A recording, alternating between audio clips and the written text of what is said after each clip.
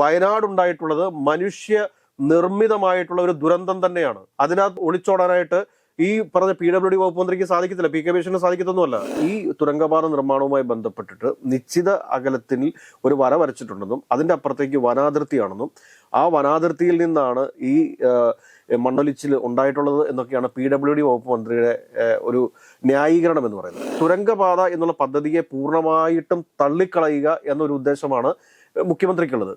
കാരണം കഴിഞ്ഞ സർക്കാരിന്റെ കാലഘട്ടത്തിൽ വന്നിട്ടുള്ള പദ്ധതികളൊന്നും തങ്ങളുടെ സർക്കാരിന് മെയിൻറ്റെയിൻ ചെയ്യേണ്ട ഉത്തരവാദിത്തമില്ല എന്നുള്ള രീതിയിലാണ് കാര്യങ്ങൾ പോകുന്നതെങ്കിൽ അത് തെറ്റായ ഒരു തീരുമാനമാണ്. തെറ്റുകൾ സംഭവിക്കുന്ന സമയത്ത് അത് സർക്കാരിന്റെ പോരായ്മയാണ് എന്ന് മാധ്യമങ്ങളും പൊതുജനങ്ങളും പറയും. ആ സമയത്ത് അതിന് കാരണക്കാരായിട്ടുള്ള ഉദ്യോഗസ്ഥന്മാർക്കെതിരെ നടപടി സ്വീകരിക്കാൻ വേണ്ടിയാണ് സർക്കാർ തയ്യാറാവേണ്ടത്. മറിച്ച് ആ ഉദ്യോഗസ്ഥന്മാരെ സംരക്ഷിക്കുന്ന രീതിയിലേക്കാണ് കാര്യങ്ങൾ മുൻപോട്ട് പോകുന്നതെങ്കിൽ നാളെയും ഇത് തന്നെ സംഭവിക്കൂ. നമസ്കാരം. അങ്ങനെ കേരളത്തെയും വയനാടിനെയും കണ്ണീരിലായിട്ട് മറ്റൊരു ജൂലൈ കൂടി. മുൻ ദുരന്തത്തെ വെച്ച് നോക്കുമ്പോൾ ഈ ദുരന്തം കുറച്ചുകൂടി മനുഷ്യനിർമ്മിതമാണെന്ന് പറയേണ്ടി വരും. കാരണം ഇവർക്ക് നേരത്തെ തന്നെ കൃത്യമായ മുന്നറിയിപ്പുകൾ കിട്ടിയിരുന്നു. 15 മുകളിൽ മാർഗനിർദ്ദേശങ്ങൾ PWD തന്നെ കൊടുത്തിട്ട് ഒരു മാസം പോലും തികഞ്ഞിട്ടില്ല. അപ്പം വകുപ്പുകൾ തമ്മിലും ഇപ്പോഴത്തെ മന്ത്രിസഭയും മുൻ മന്ത്രിസഭയും കരാർ കമ്പനിയും അങ്ങോട്ടും ഇങ്ങോട്ടും വിഴുപ്പലക്കിയിട്ടും പഴിചാരിയിലൊന്നും ഇവിടെ ഒരു പരിഹാരമാവുന്നില്ല എന്നുള്ളതാണ്. കാരണം നാളെ കേരളത്തിന്റെ മലയോര മേഖലയിൽ എവിടെ വേണമെങ്കിലും മറ്റൊരു മണ്ണൊലിപ്പോ ലാൻഡ്സ്ലൈഡോ സംഭവിക്കാവുന്നേ ഉള്ളൂ. അപ്പൊ സത്യം പറഞ്ഞാൽ ഇവിടെ ഇപ്പോൾ PWD പറയുന്ന പോലെ ഇവിടെ നിന്നല്ല വനം വകുപ്പിന്റെ ഭൂമിയിൽ നിന്നാണ് മണ്ണൊലിപ്പ് തുടങ്ങിയെന്നവര്. പക്ഷെ അങ്ങോട്ടും ഇതിൽ ഒരു ലോജിക്കില്ലെന്ന് നമുക്കറിയാം. സത്യം പറഞ്ഞാൽ ഇവിടെ വില്ലനാകുന്നത് ഒരു സിസ്റ്റം തന്നെയല്ലേ? സിസ്റ്റം അല്ല ഇത്. കാരണം എന്താ വെച്ചാൽ വായ്ത്താളം അടിക്കുന്ന പോലെ അത്ര സുഗമമല്ല ഒരു ഭരണം മുമ്പോട്ട് കൊണ്ടുപോകുന്നത് എന്ന കാര്യമാണ് ആദ്യം നമ്മുടെ മന്ത്രിമാർ ആലോചിക്കേണ്ടത്. ഇതിപ്പോൾ ചില സിനിമകളിലൊക്കെ കാണാറുണ്ട്. കാരണം എന്താ വെച്ച് കഴിഞ്ഞാൽ ആ പാലത്തിനപ്പുറത്ത് മറ്റൊരു സ്റ്റേഷനാണ്. അപ്പോൾ ആ ബോഡിയുടെ പകുതി കിടക്കുന്നത് പാലത്തിനിപ്പുറത്തും ബോഡിയുടെ പകുതി ഭാഗം കിടക്കുന്നത് പാലത്തിന് അപ്പുറത്തുമാണ്. അപ്പോൾ അതുകൊണ്ട് ഏത് പോലീസ് അത് കേസ് എടുക്കും എന്നുള്ള ഒരു കൺഫ്യൂഷനൊക്കെ നിലനിർത്തുന്ന ചില സിനിമകൾ നമ്മൾ കണ്ടിട്ടുണ്ട്. എന്ന് പറഞ്ഞ പോലെ തന്നെ ഈ തുരങ്കപാത നിർമ്മാണവുമായി ബന്ധപ്പെട്ടിട്ട് നിശ്ചിത അകലത്തിൽ ഒരു വര വരച്ചിട്ടുണ്ടെന്നും അതിന്റെ അപ്പുറത്തേക്ക് വനാതിർത്തിയാണെന്നും ആ വനാതിർത്തിയിൽ നിന്നാണ് ഈ മണ്ണൊലിച്ചിൽ ഉണ്ടായിട്ടുള്ളത് എന്നൊക്കെയാണ് PWD വകുപ്പ് മന്ത്രിയുടെ ഒരു ന്യായീകരണം എന്ന് പറയുന്നത്. ഇവിടെ ന്യായീകരണത്തിന് പ്രസക്തിയില്ല. കാരണം ഈ പദ്ധതിയുടെ ഉടമസ്ഥൻ ആരാണ്? ഈ തുരങ്കപാതയുടെ ഉടമസ്ഥൻ എന്ന് പറയുന്നത് കേരള പബ്ലിക് വർക്ക്സ് ഡിപ്പാർട്ട്മെന്റ് ആണ്, അത് PWD ആണ്. അപ്പോൾ PWDയെ സംബന്ധിച്ചിട്ട് കൊങ്കണാണ് ഇതിന്റെ നിർമ്മാണ പ്രവർത്തികൾ ചെയ്തുകൊണ്ടിരിക്കുന്നത്. അപ്പൊ നിർമ്മാണ പ്രവർത്തികൾ ചെയ്തുകൊണ്ടിരിക്കുന്ന കൊങ്കണുമായിട്ട് ഈ പ്രവർത്തികളെ ഏകോപിപ്പിക്കേണ്ടതും ഇതുമായി ബന്ധപ്പെട്ട് ഉണ്ടാകുന്ന എല്ലാ പ്രശ്നങ്ങളെ സോർട്ട് ഔട്ട് ചെയ്യേണ്ടതുമാരാണ് PWD വകുപ്പാണ്. ഇനി ഏതെങ്കിലും കാരണവശാൽ ഈ പദ്ധതിയുമായി ബന്ധപ്പെട്ടിട്ട് വനം വകുപ്പിൽ നിന്ന് തന്നെ ഒരു നോഡൽ ഓഫീസറെ നിയമിച്ചിട്ടുണ്ട്, ഡോക്ടർ P പുകഴേന്തി IFS. ഇവരെയും ഇതിൻ്റെ ഒരു നോഡൽ ഓഫീസർ, അതായത് വനം വകുപ്പുമായി ബന്ധപ്പെട്ടിട്ടുള്ള എന്തെങ്കിലും കാര്യങ്ങളെ സംബന്ധിച്ചിട്ട് ഒരു ഏകീകരണം വേണമെന്നുണ്ടെങ്കിൽ PWD ബന്ധപ്പെടേണ്ടത് ഇവരെയാണ്. ഇത് കൂടാതെ തന്നെ എക്സിക്യൂട്ടീവ് എഞ്ചിനീയറിന്റെ പേര്, PWD എക്സിക്യൂട്ടീവ് എഞ്ചിനീയർ ആണ് ഇവിടെ നോഡൽ ഓഫീസറായിട്ട് പ്രവർത്തിക്കേണ്ടത്. എന്തുകൊണ്ടാണ് ഇവർ ആക്ട് ചെയ്യാത്തത്? പ്രസക്തമായിട്ടുള്ള ചോദ്യമാണ്. അതായത് ഇത് ഇന്നിപ്പം മുഖ്യമന്ത്രിയുടെ പത്രസമ്മേളനത്തിൽ മുഖ്യമന്ത്രി പറയുന്നുണ്ട്, എന്നെ മണ്ണ് പരിശോധകനായിട്ട് ഇടത് സൈബറിടങ്ങളൊക്കെ ഭയങ്കരമായിട്ട് കളിയാക്കിയിരുന്നു, ട്രോൾ ചെയ്തിരുന്നു. പക്ഷേ അന്നൊക്കെ ഞാൻ പറഞ്ഞിരുന്നതൊക്കെ സത്യമാണ് എന്ന് ഇപ്പോൾ വന്നില്ലേ? അത് വളരെ സെൻസിറ്റീവ് ആയിട്ടുള്ള ഒരു സ്ഥലമാണ് ഈ വയനാട് എന്ന് പറയുന്നത്. മുഖ്യമന്ത്രി ഒരു കാര്യം മനസ്സിലാക്കേണ്ടതെന്ന് വെച്ച് കഴിഞ്ഞാൽ കൊങ്കൺ പാതയുടെ ഒരു ചരിത്രം എടുത്ത് പരിശോധിക്കുക. എല്ലാ മഴക്കാലത്തും ഈ കർണാടകത്തിനും ഗോവയ്ക്കും ഇടയിൽ മണ്ണിടിച്ചിലുണ്ടാവാറുണ്ട്. പക്ഷെ ആ കൊങ്കൺ പാത വന്നതുകൊണ്ട് നമ്മുടെ യാത്ര എത്ര വേഗത്തിലായി എന്നുള്ള കാര്യത്തെക്കുറിച്ച് മുഖ്യമന്ത്രി ഒന്ന് പരിശോധിക്കണം. അതേപോലെ തന്നെ സ്ഥിരമായിട്ട് ഈ വയനാട് ചുരത്തിലുണ്ടാകുന്ന ഒരു ട്രാഫിക് ബ്ലോക്ക് ഉണ്ട്. അത് മണിക്കൂറുകളോളം അല്ലെങ്കിൽ ദിവസങ്ങളോളം ഒക്കെ നീണ്ടു നിൽക്കാറുണ്ട്. വയനാട് ചുരത്തിൽ എന്താ മണ്ണിടിയാറില്ലേ? വയനാട് ചുരത്തിൽ മണ്ണിടിയാറുണ്ടല്ലോ. പ്രകൃതി ലോലമായിട്ടുള്ളൊരു സ്ഥലം തന്നെയാണ് വയനാട് എന്ന് സമ്മതിക്കുമ്പോൾ തന്നെ അവിടെ ഈ ഒരു പദ്ധതിയുടെ പ്രാധാന്യം എന്താണ് എന്ന് അവിടുത്തെ ജനങ്ങൾക്ക് അറിയാം. അതുകൊണ്ട് തന്നെയാണ് ജനങ്ങൾ പിന്തുണയ്ക്കുന്നത്. ജനങ്ങളുടെ പിന്തുണ ഇല്ലാതെ അവിടെ ഈ തുരങ്ക പദ്ധതിയുമായിട്ട് മുൻപോട്ട് പോകാനായിട്ട് കഴിഞ്ഞ സർക്കാരിന് സാധിക്കുമോ? ഇത് കഴിഞ്ഞ സർക്കാർ കൊണ്ടുവന്നൊരു പദ്ധതിയാണ്. അതുകൊണ്ട് ഈ പദ്ധതി മുൻപോട്ട് പോകാൻ പാടില്ല എന്ന രീതിയിലാണ് ഈ പറഞ്ഞ നമ്മുടെ മുഖ്യമന്ത്രി പറഞ്ഞുകൊണ്ടിരിക്കുന്നത്. ഇതൊരു കാര്യം മനസ്സിലാക്കേണ്ടതെന്ന് വെച്ച് കഴിഞ്ഞാൽ ആദ്യമായിട്ട് ഈ പദ്ധതിക്ക് ഒരു തുക വകയിരുത്തിയെന്ന് പറഞ്ഞ UDF സർക്കാരിന്റെ കാലഘട്ടത്തിൽ KM മാണി ധനകാര്യ വകുപ്പ് മന്ത്രിയായിട്ടിരിക്കുന്ന സമയത്താണ്. അപ്പൊ അതുമൊന്നും മനസ്സിലാക്കാതെ ഈ പദ്ധതി, അതായത് തുരങ്കപാത എന്നുള്ള പദ്ധതിയെ പൂർണ്ണമായിട്ടും തള്ളിക്കളയുക എന്നൊരു ഉദ്ദേശമാണ് മുഖ്യമന്ത്രിക്കുള്ളത്.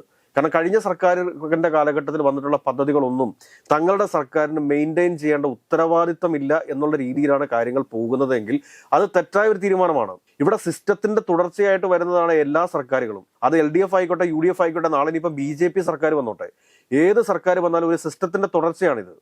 ഈ സിസ്റ്റത്തിന്റെ തുടർച്ചയിൽ ഇവിടെ ഏകോപനമാണ് പാളിപ്പോയിരിക്കുന്നത്. ഇപ്പോൾ മുഖ്യമന്ത്രിയുടെ തന്നെ പത്രസമ്മേളനം എടുത്ത് പരിശോധിക്കുക. ആദ്യം സംസ്ഥാന സർക്കാർ പഠനം നടത്തി, അതിനുശേഷം ഈ പദ്ധതി മുന്നോട്ട് കൊണ്ടുപോകാൻ പാടില്ല എന്ന് പറഞ്ഞു. കേന്ദ്ര സർക്കാർ പഠനം നടത്തി, അതിനുശേഷം ഈ പദ്ധതി മുൻപോട്ട് കൊണ്ടുപോകാൻ പാടില്ല എന്ന് പറഞ്ഞു. അന്ന് പരിസ്ഥിതി പ്രവർത്തകരുടെയൊക്കെ ഒരുപാട് എതിർപ്പുകൾ ഉണ്ടായിരുന്നു. ആ എതിർപ്പുകളെ തുടർന്നാണ് സംസ്ഥാന സർക്കാർ ഈ പദ്ധതിയുമായിട്ട് മുൻപോട്ട് പോകാതിരുന്നത്. അതിനുശേഷം കഴിഞ്ഞ സർക്കാർ വീണ്ടും കേന്ദ്ര സർക്കാരിനെ സമീപിക്കുന്നു. കേന്ദ്ര സർക്കാർ 50 കർശനമായ നിർദ്ദേശങ്ങളോട് കൂടിയിട്ടാണ് ഈ ഒരു തുരങ്കപാതയ്ക്കുള്ള അനുമതി കൊടുത്തിരിക്കുന്നത് എന്ന് മുഖ്യമന്ത്രി തന്നെ സമ്മതിച്ചിരിക്കുകയാണ്. അപ്പോൾ ഈ പറഞ്ഞിരിക്കുന്ന 50 കർശന ഉപാധികൾ, ആ ഉപാധികളുടെ ഏതെങ്കിലും തരത്തിലുള്ള ഒരു ലംഘനം ഈ നിർമ്മിതിയുടെ സമയത്ത് അവിടെ ഉണ്ടായിട്ടുണ്ടോ എന്ന് പരിശോധിക്കേണ്ട ഉത്തരവാദിത്വം ആരുടെയാണ്? PWDയുടെ ഉത്തരവാദിത്തമല്ലേ? അതിൽ നിന്ന് എന്താണ് PWD പരാജയപ്പെട്ടിരിക്കുന്നത്? ഈ അടൽ ടണൽ പോലത്തെ ഒരു സംഭവമൊക്കെ ഉണ്ടാക്കിയ ഒരു രാജ്യത്ത് വയനാട്ടിൽ ഒരു തുരങ്കം പറ്റില്ല എന്ന് പറയുന്നതിൽ ഒരു ലോജിക്ക് അല്ല. ഇത് ലോജിക്കില്ലാത്ത കാര്യങ്ങളല്ലേ പറഞ്ഞിട്ടുണ്ട്. ഇത് അതായത് ഒരു ഉദാഹരണം നമ്മൾ പറയാം. 250 മില്ലിമീറ്റർ കൂടുതൽ മഴ പെയ്യുന്ന ദിവസങ്ങളിൽ അവിടെ പണി നടത്താൻ പാടില്ല എന്ന് പറഞ്ഞു. ഈ പറഞ്ഞിരുന്ന ദിവസങ്ങളിൽ ഇന്നലെയും മിനിങ്ങാനുമൊക്കെ അവിടെ 265 മില്ലിമീറ്ററിന് മുകളിൽ മഴ പെയ്തിട്ടുണ്ട്. അതിനെക്കുറിച്ച് എന്താണ് ഈ അവിടുത്തെ നോഡൽ ഓഫീസർ, അതായത് ഈ PWD ഓഫീസർ എന്തുകൊണ്ടാണ് ബോധവാനാവാതിരുന്നത്, അലേർട്ട് ആവാതിരുന്നത്? എന്താണ്? അവിടെ പണി നടന്നോട്ടെ, ഞാൻ AC റൂമിൽ ഇരുന്നു കൊള്ളാം എന്നാണോ ഇവർ കരുതിയിരിക്കുന്നത്? അല്ലെങ്കിൽ അവിടെ പണി നടന്നോട്ടെ, ഞാൻ കൊടിവെച്ച മന്ത്രിയുടെ വാഹനത്തിൽ നടന്നുകൊള്ളാം എന്നാണ് അതിന്റെ അർത്ഥം? ഈ മലയോര മേഖലകളിലും അതോടൊപ്പം തന്നെ ഈ വയനാട് പോലെയുള്ള പ്രദേശങ്ങളിലും ഒക്കെ ഉരുൾപൊട്ടലും ഇങ്ങനെയൊക്കെയുള്ള കാര്യങ്ങൾ ഉണ്ടാവും. റോഡ് ഇടിച്ചിലുണ്ടാവും. ഇപ്പൊ ഞാൻ പറയട്ടെ, മുണ്ടക്കയത്തുനിന്ന് കുമളിക്കൊക്കെ പോകുന്ന വഴി, അല്ലെങ്കിൽ മൂന്നാറിന് പോകുന്ന റോഡ്, ഇവിടെയൊക്കെ ഏത് സമയം വേണമെങ്കിലും മണ്ണിടിച്ചിലുണ്ടാവാം. അങ്ങനെ ഉണ്ടെങ്കിൽ ഈ പ്രദേശത്തോടെ ഒന്നും റോഡുകൾ വെട്ടാൻ വേണ്ടി സാധിക്കത്തില്ലല്ലോ. എയറോപ്ലെയിൻ സർവീസിനെ കുറിച്ചോ ഹെലികോപ്റ്റർ സർവീസിനെ കുറിച്ചോ ഒക്കെ നമ്മൾ ചിന്തിക്കേണ്ടി വരത്തില്ലേ? കാരണം അവിടെയൊക്കെ ജനങ്ങൾ അധിവസിക്കുന്ന സ്ഥലങ്ങളല്ലേ. ഗതാഗത മാർഗങ്ങൾ ഒന്നും പുതിയതായിട്ട് വരാൻ പാടില്ല എന്നുള്ളത് എന്ത് ലോജിക്കിന്റെ അടിസ്ഥാനത്തിലാണ് പറയുന്നത്? ഇപ്പോൾ മന്ത്രിയും മുഖ്യമന്ത്രിയും പറയുന്നത് എന്താണെന്ന് ചോദിച്ചു കഴിഞ്ഞാൽ, കഴിഞ്ഞ മാസം തന്നെ തങ്ങൾ ഓർഡർ ഇറക്കിയിരുന്നു എന്നാണ്, ഉത്തരവിറക്കിയിരുന്നു എന്നാണ്. ഉത്തരവിറക്കിയിട്ട് വല്ല കാര്യമുണ്ടോ? അവിടെ കൂട്ടിയിട്ടിരിക്കുന്ന മണ്ണ് അത് ശാസ്ത്രീയമായിട്ട് തന്നെ മാറ്റം ചെയ്യേണ്ടതായിരുന്നു. പക്ഷെ അത് മാറ്റാൻ വേണ്ടിയിട്ട് സാധിച്ചിട്ടില്ല. അപ്പൊ ഇന്നലെ എക്സിക്യൂട്ടീവ് എഞ്ചിനീയർ പറയുന്ന ഡയലോഗ് എന്താണ്? അവരോട് ഞങ്ങൾ പറഞ്ഞിരുന്നു, പക്ഷെ അത് അവർക്ക് അവിടെ തന്നെ ഉപയോഗിക്കാൻ വേണ്ടിയിട്ടാണ്, അതായത് ടണൽ നിർമ്മാണത്തിന് തന്നെ ഉപയോഗിക്കാൻ വേണ്ടിയിട്ട് അവിടെ കൂട്ടിയിട്ടിരിക്കുന്നതാണെന്ന്. ഇങ്ങനെയുള്ളൊക്കെയുള്ള വാദം ഉന്നയിക്കുന്ന ഒരു എക്സിക്യൂട്ടീവ് എഞ്ചിനീയറോട് നമുക്ക് എന്താണ് പറയാൻ സാധിക്കുക? കാരണം മണ്ണെടുത്ത് മാറ്റുന്നതിന് പ്രത്യേകമായിട്ട് ഈ പദ്ധതിയുടെ പേരിൽ കോൺട്രാക്ടർ പൈസ വാങ്ങിക്കുന്നുണ്ട്. അതിനുശേഷം പുതിയ മണ്ണടിക്കാൻ വേണ്ടിയിട്ട് കോൺട്രാക്ടർ വേറെ പൈസ സർക്കാരിന്റെ അടുത്ത് മേടിക്കുന്നുണ്ട്. അപ്പോൾ ഇവിടെ സംഭവിക്കുന്ന കാര്യം എന്താണ്? ഇവിടെ ചെറിയൊരു അഴിമതി കൂടിയുണ്ട്. അവിടെ നിന്ന് എടുത്തു മാറ്റിയ മണ്ണ് അവിടെ തന്നെ ഇടുന്നതിലൂടെ വലിയ രീതിയിലുള്ള ഒരു ലാഭം, അതായത് രണ്ടിനും പൈസ ഈടാക്കുന്നുണ്ട്. ഒന്ന് മണ്ണ് എടുത്തു മാറ്റാൻ വേണ്ടിയിട്ട് ഒരു പണം, അതുകൂടാണ്ട് പുതിയതായിട്ട് മണ്ണ് അവിടെ അടിക്കാൻ വേണ്ടിയിട്ട് പൈസ. വലിയ രീതിയിലുള്ള ഒരു അഴിമതിയാണിത്. അപ്പോൾ അത് എന്താണ്? എക്സിക്യൂട്ടീവ് എഞ്ചിനീയർക്ക് ഇതിനകത്തുള്ള താല്പര്യം എന്തായിരുന്നു? PWD വകുപ്പ് മന്ത്രിക്ക് ഇതിനകത്തുള്ള താല്പര്യം എന്തായിരുന്നു? വിശദീകരിക്കപ്പെടേണ്ടതല്ലേ? ഉദ്യോഗസ്ഥ തലത്തിൽ തന്നെ അന്വേഷണം നന്നായിട്ട് നടക്കും. തീർച്ചയായിട്ടും ഒരു വിജിലൻസ് അന്വേഷണം അല്ലെങ്കിൽ നടത്തേണ്ട ഒരു ആവശ്യം തന്നെയാണിത്. കാരണം അന്യ സംസ്ഥാന തൊഴിലാളികളാണ് ഇവിടെ മരിച്ചിരിക്കുന്നത് എന്ന് കരുതി എന്താ അവരുടെ ജീവന് വിലയില്ലേ? അവർക്ക് എന്താ കുടുംബമില്ലേ? 5 ലക്ഷം രൂപ കൊടുത്തു കഴിഞ്ഞാൽ അവരുടെ കുടുംബത്തിന്റെ ആശ്രയമാണ് ഇല്ലാതായിരിക്കുന്നത്. അതിന് പരിഹാരമാവുമോ? മലയാളികൾ മരിച്ചിട്ടില്ല എന്നുള്ളത് കൊണ്ട് അന്യ സംസ്ഥാന തൊഴിലാളികളാണ് മരിച്ചിരിക്കുന്നത് എന്നുള്ളത് കൊണ്ട് തന്നെ മാധ്യമങ്ങൾക്കും വലിയ താല്പര്യമൊന്നുമില്ല. അവരാരും ഇവരുടെ കുടുംബക്കാരുടെ ബൈറ്റ് എടുക്കാൻ വേണ്ടി പോകുന്നില്ല. മറിച്ച് മലയാളികളായിരുന്നെങ്കിലോ, ഏതെങ്കിലും ഒരു മലയാളി മരിച്ചിരുന്നുവെങ്കിൽ അവിടെ പോയിരുന്ന് കണ്ണുനീരൊഴുക്കുമായിരുന്നല്ലോ ഇവര്. ഇത് അന്യ സംസ്ഥാന തൊഴിലാളികളാണെങ്കിൽ അവർ മനുഷ്യരല്ലേ? അവരെ ഓർത്തും കുടുംബത്തിൽ ആളുകൾ ഇരിക്കുന്നില്ലേ? അവരെ ഡിപ്പെൻഡ് ചെയ്തുകൊണ്ട് അവരുടെ മക്കളും ഭാര്യയും അമ്മയും അപ്പനും ഒക്കെ ഉണ്ടാവില്ലോ, സഹോദരങ്ങളൊക്കെ ഉണ്ടാവില്ലേ? അതെന്താണ് സർക്കാർ മനസ്സിലാക്കാത്തത്? പൊലിഞ്ഞ ജീവനുകൾ ജീവനാണ്. അത് മനസ്സിലാക്കിയിട്ട് വേണം പ്രതികരണങ്ങൾ ഉണ്ടാവാൻ വേണ്ടിയിട്ട്. മാധ്യമങ്ങൾക്ക് മലയാളികൾ മരിക്കാത്തതുകൊണ്ട് പ്രശ്നമില്ല.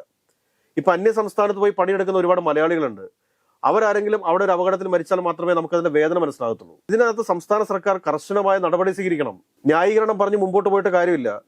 PWD മന്ത്രിക്ക് ഇതിനകത്ത് തെറ്റുപറ്റിയിട്ടുണ്ട്. അതോടൊപ്പം തന്നെ ഈ പറഞ്ഞ വനം വകുപ്പിൽ നിന്നുള്ള നോഡൽ ഓഫീസർക്ക് ഇതിനകത്ത് തെറ്റുപറ്റിയിട്ടുണ്ട്. 2 ഡിപ്പാർട്ട്മെന്റുകളുടെയും ഏകീകരണം ഉണ്ടാവേണ്ടതാണ്. ആ ഏകീകരണം ഇവിടെ ഉണ്ടായിട്ടില്ല എന്നുള്ളതാണ് വസ്തുത. നമ്മളിപ്പോൾ ഒരു വീഡിയോയിൽ കൃത്യമായിട്ട് കാര്യങ്ങൾ പറയുന്ന സമയത്ത് ഇതിനടിയിൽ വന്ന് തെറി എഴുതാൻ വേണ്ടിയിട്ട് കുറെ ഊളകളുണ്ട് എന്നുള്ളത് സർക്കാരിന്റെ പിന്തുണയായിട്ട് കാണരുത്. അത് സർക്കാരിനുള്ള പിന്തുണയല്ല, അത് വിവരമില്ലായ്മയാണ് അവന്മാരുടെയൊക്കെ. നാളെ ഇവന്മാരുടെയൊക്കെ വീടിന്റെ മുറ്റത്തേക്ക് മണ്ണിടിച്ചിലുണ്ടായി കഴിയുമ്പോൾ മാത്രമേ ഇവരൊക്കെ പഠിക്കത്തുള്ളൂ. അതുവരെ ഇങ്ങനെ ന്യായീകരണവുമായിട്ടിരിക്കും. പറയുന്ന കാര്യങ്ങൾ എന്താണെന്ന് കൃത്യമായിട്ട് മനസ്സിലാക്കാതെയുള്ള വിവരമില്ലായ്മയുടെ ഭാഗമായിട്ടാണ് ഈ തെറികളും കാര്യങ്ങളൊക്കെ നമ്മുടെ വീഡിയോക്കിടയിൽ വരുന്നത്. അതിന് അവന്മാരെ പറഞ്ഞിട്ട് കാര്യമില്ല, അവന്മാരെ സൃഷ്ടിച്ചവന്മാരെ പറഞ്ഞിട്ട് കാര്യമുള്ളൂ എന്ന് എനിക്ക് തോന്നുന്നു. അതിന്റെ അപ്പുറത്തേക്ക് വേറെ നമുക്ക് പറയാൻ സാധിക്കുക. കാരണം വയനാട് ഉണ്ടായിട്ടുള്ളത് മനുഷ്യ നിർമ്മിതമായിട്ടുള്ള ഒരു ദുരന്തം തന്നെയാണ്. അതിനകത്ത് ഒളിച്ചോടാനായിട്ട് ഈ പറഞ്ഞ PWD വകുപ്പ് മന്ത്രിക്ക് സാധിക്കത്തില്ല, PK ബഷീറിന് സാധിക്കത്തൊന്നുമല്ല. വായ്ത്താളം നിയമസഭയ്ക്കകത്ത് പറയുന്നത് പോലെ അല്ലെങ്കിൽ തമാശ പറയുന്നത് പോലെ അല്ല ഇത്. ഇതിവിടെ മനുഷ്യജീവനുകൾ പൊലിഞ്ഞിരിക്കുന്ന ഒരു അവസ്ഥയുണ്ട്. ഈ അവസ്ഥയ്ക്ക് പരിഹാരം കാണണ്ടേ? ഈ തുരങ്കപാതയോട് ഈ സർക്കാരിന് അനുകൂല നിലപാടില്ല. അദ്ദേഹം പറയുന്നത്, മുഖ്യമന്ത്രി പറയുന്നത് വളരെ സെൻസിറ്റീവ് ആയിട്ടുള്ള ഒരു ഏരിയ ആണെന്നാണ്. കേരളത്തിന്റെ ഏത് പ്രദേശമാണ് സെൻസിറ്റീവ് അല്ലാത്തത്? കേരളത്തിന്റെ തീരദേശങ്ങൾ സെൻസിറ്റീവ് അല്ലേ? അവിടെ ഇപ്പോൾ മിനി പോർട്ടുകൾ വരാൻ പോകുന്നുണ്ടല്ലോ, 17 ആ മിനി പോർട്ടുകൾ വരുന്ന സമയത്ത് അവിടെ നിർമ്മാണ പ്രവർത്തികൾ നടക്കത്തില്ലേ? അപ്പോൾ അത് സെൻസിറ്റീവ് ആയിട്ടുള്ള ഒരു പ്രദേശമായിരിക്കില്ലേ? അതായത് മുഖ്യമന്ത്രി പറയുന്ന കാര്യങ്ങളൊക്കെ എല്ലാവരും വിശ്വസിച്ചു കൊള്ളണം, ബാക്കിയെല്ലാം അദ്ദേഹം പറയുന്ന പോലെ. അതാണോ ഇത്? ഇവിടെ ഞാൻ പറയട്ടെ, അടൽ ടണൽ പോലെയുള്ള വലിയ പദ്ധതികൾ നടപ്പിലാക്കിയിരിക്കുന്ന ഒരു രാജ്യത്ത് ഈ കേരളത്തിന്റെ അഭിമാന പദ്ധതിയായി മാറാൻ പോകുന്ന ഈ തുരങ്കപാത, അതിനർത്ഥം അതിനുള്ള എഞ്ചിനീയറിംഗ് വൈദഗ്ധ്യം ഇന്ത്യയിൽ തന്നെ ഉണ്ടെന്നാണ്. തീർച്ചയായിട്ടും ഉണ്ട്. അത് വിദേശ രാജ്യങ്ങൾ വരെ കാതോർത്തിരിക്കുന്ന ഒരു സംഭവമാണിത്. എത്ര വിനോദസഞ്ചാരികൾ കേരളത്തിലേക്ക് വരും ഈ തുരങ്കപാത കാണാൻ വേണ്ടിയിട്ട് മാത്രം. ഇപ്പൊ നമുക്കറിയാം, മറ്റേ നമ്മളുടെ ഇവിടെ തൃശ്ശൂരിനപ്പുറത്ത് കുതിരാനിൽ ഉണ്ടാക്കി വെച്ചിരിക്കുന്നത്, അത് കാണാൻ തന്നെ നമ്മുടെ എത്രയോ ആളുകൾ അവിടേക്ക് പോകുന്നു. പക്ഷെ ഇപ്പോഴും നാഷണൽ ഹൈവേയുടെ പണി നടക്കുന്നു, ട്രാഫിക് എന്നുള്ളത് കൊണ്ടല്ലേ ആളുകൾ അങ്ങോട്ട് പോകാത്തത്. അപ്പോൾ ഇത്രയും നല്ലൊരു പദ്ധതിയെ അതിനെ സെൻസിറ്റീവ് ആണ് എന്ന് പറഞ്ഞുകൊണ്ട് മുഖ്യമന്ത്രി ന്യായീകരിക്കാൻ വേണ്ടി ശ്രമിച്ചു കഴിഞ്ഞാൽ, തീരദേശ മേഖലയിൽ വരാൻ പോകുന്ന 17 പോർട്ടുകളും സെൻസിറ്റീവ് ആണ്. അതും സെൻസിറ്റീവ് തന്നെയാണ്. അവിടെയും ഇപ്പൊ ഒരുപാട് പ്രശ്നങ്ങളുണ്ട്. താൻ ചെയ്യുന്നതെല്ലാം ശരി, മറ്റുള്ളവർ ചെയ്യുന്നതെല്ലാം തെറ്റ് എന്നുള്ള ആ ഒരു സമീപനം മുഖ്യമന്ത്രി മാറ്റേണ്ടതായിട്ടുണ്ട്. അത് മാറ്റിയേ പറ്റൂ. കാരണം തുരങ്കപാതയോട് നേരത്തെ മുതൽ VD സതീശൻ എന്ന് പറയുന്ന പ്രതിപക്ഷ നേതാവിനും ഇപ്പോഴത്തെ മുഖ്യമന്ത്രിക്കും ഒരു അലർജി ഉണ്ട്, സമ്മതിക്കുന്നു. ഇവിടെ മനുഷ്യജീവനുകൾ പൊലിഞ്ഞിരിക്കുന്നു, ഉദ്യോഗസ്ഥ തലത്തിൽ വലിയ വീഴ്ച ഉണ്ടായിരിക്കുന്നു. അവർക്കെതിരെ കർശന നടപടിയാണ് സ്വീകരിക്കേണ്ടത്. മറിച്ച് സർക്കാരിനെ ന്യായീകരിച്ചുകൊണ്ടിരുന്ന കാര്യമില്ല. തെറ്റുകൾ സംഭവിക്കുന്ന സമയത്ത് അത് സർക്കാരിന്റെ പോരായ്മയാണ് എന്ന് മാധ്യമങ്ങളും പൊതുജനങ്ങളും പറയും. ആ സമയത്ത് അതിന് കാരണക്കാരായിട്ടുള്ള ഉദ്യോഗസ്ഥന്മാർക്കെതിരെ നടപടി സ്വീകരിക്കാൻ വേണ്ടിയാണ് സർക്കാർ തയ്യാറാവേണ്ടത്. മറിച്ച് ആ ഉദ്യോഗസ്ഥന്മാരെ സംരക്ഷിക്കുന്ന രീതിയിലേക്കാണ് കാര്യങ്ങൾ മുൻപോട്ട് പോകുന്നതെങ്കിൽ നാളെയും ഇത് തന്നെയല്ലേ സംഭവിക്കൂ, വരും ദിവസങ്ങളിലും ഇത് തന്നെയല്ലേ സംഭവിക്കൂ. കാരണം പോലീസുകാരുടെ ഡ്യൂട്ടി എന്താണ്? ഒരു പോലീസ് സ്റ്റേഷന്റെ ഡ്യൂട്ടി എന്താണ്? നൈറ്റ് പെട്രോളിംഗ് നടത്തണം എന്നുള്ളത് കമ്പൽസറി ആണല്ലോ. നൈറ്റ് പെട്രോളിംഗ് നടത്താതെ ആ പോലീസ് ഉദ്യോഗസ്ഥരോ ഇന്ന് രാത്രി പോയിട്ട് എന്ത് കാര്യം എന്നും പറഞ്ഞുകൊണ്ട് സ്റ്റേഷനിൽ കിടന്ന് ഉറങ്ങുകയാണെന്ന് വിചാരിക്കുക. ചിലപ്പോൾ അന്നായിരിക്കും എന്തെങ്കിലും സംഭവിക്കുക.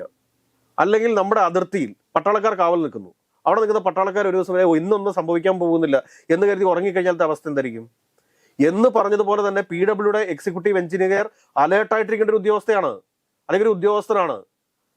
അവര് ഉറങ്ങിയിട്ടുണ്ടെങ്കിൽ, അവരവിടെ കൃത്യമായിട്ട് ആ കാര്യങ്ങൾ അപ്ഡേറ്റ് ചെയ്യാതിരുന്നിട്ടുണ്ടെങ്കിൽ അവർ കുറ്റക്കാരാണ്. അല്ലെങ്കിൽ അതിനു വേണ്ടിയിട്ടുള്ള ഒരു സപ്പോർട്ട് മന്ത്രിയുടെ ഭാഗത്തു നിന്ന് ഉണ്ടായിട്ടില്ല എങ്കിൽ, മേൽനോട്ടം വഹിച്ചിട്ടില്ല എങ്കിൽ മന്ത്രിയെ രാജിവെപ്പിക്കണമെന്നേ. മാന്യത കൊണ്ടാണ് പ്രതിപക്ഷം ഇപ്പോഴും ഈ മന്ത്രിയുടെ രാജി ആവശ്യപ്പെടാത്തത്. UDF ആയിരുന്നെങ്കിൽ ആദ്യം ആവശ്യപ്പെടുന്നത് മുഖ്യമന്ത്രിയുടെ രാജിയായിരിക്കില്ലേ? മുഖ്യമന്ത്രി രാജിവെക്കണമെന്ന് പറയില്ലായിരുന്നോ? ഇവിടെ പ്രതിപക്ഷം ഇപ്പോഴും പറഞ്ഞിട്ടില്ലല്ലോ. പ്രതിപക്ഷം ഇപ്പോഴും രാഷ്ട്രീയം പറഞ്ഞിട്ടില്ല. അത് പ്രതിപക്ഷത്തിന്റെ മാന്യതയായിട്ടാണ് നമ്മൾ കാണുന്നത്. ഏതൊക്കെയായാലും വയനാട്ടിൽ ഉണ്ടായിരിക്കുന്നത് മനുഷ്യനിർമ്മിത ദുരന്തമാണ് എന്ന കാര്യത്തിൽ യാതൊരുവിധ സംശയവുമില്ല. ഇതിനെതിരെ കുറ്റക്കാർക്കെതിരെ കർശനമായിട്ടുള്ള നടപടി ഉണ്ടാവേണ്ടതുണ്ട്. അതായിരിക്കണം ഈ ഗവൺമെന്റിന്റെ നിലപാട് എന്നാണ് ബഹുമാനപ്പെട്ട മുഖ്യമന്ത്രി VD സതീശനോട് അഭ്യർത്ഥിക്കാനുള്ളത്.